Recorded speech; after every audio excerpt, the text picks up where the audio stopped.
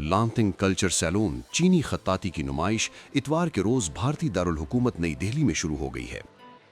ये नुमाइश तारीखी लॉन्थिंग गैदरिंग से मुतासिर है, जो मशरकी जिन सल्तनत 317-420 के दौर में ऑर्किड पवेलियन में दानिश्वरों की एक मशहूर मजलिस थी।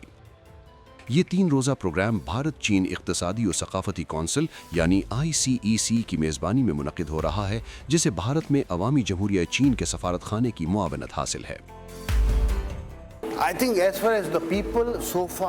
मेरा ख्याल है कि अब तक जो लोग यहाँ इफ्तिताह के लिए आए हैं, ईमानदारी से कहूँ तो वो बहुत पुरजोश हैं। उन्होंने वाकई इसे बहुत पसंद किया है। उनका कहना है कि ये उनकी तवक्कुआत से कहीं बढ़कर है, क्योंकि उन्होंने भारत और चीन के दरमियान एक तवील अरसे के बाद सकाफती ताउन देखा है। इसीलिए जोश व खरोश की फिजा बहुत नुमाया है।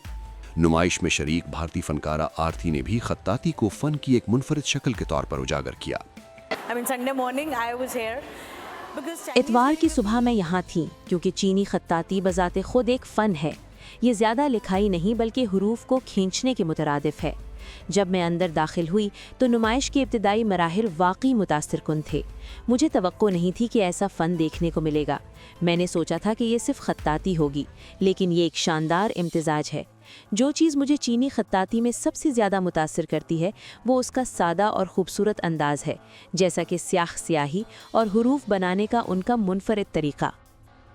रिवायती और जदीद मुसव्वरी की मुख्तलिफ शक्लों के साथ 70 से ज़ायद खत्ताती के शाहकारों ने ज़ायरीन और चीन की बसरी फ़न की गहराई और तनव्वो की झलक दिखाई। मेहमानों को चीनी खत्ताती आजमाने का मौका भी मिलता है, जो सकाफती तजर्बे में एक इंटरैक्टिव उनसर का इजाफा करता है।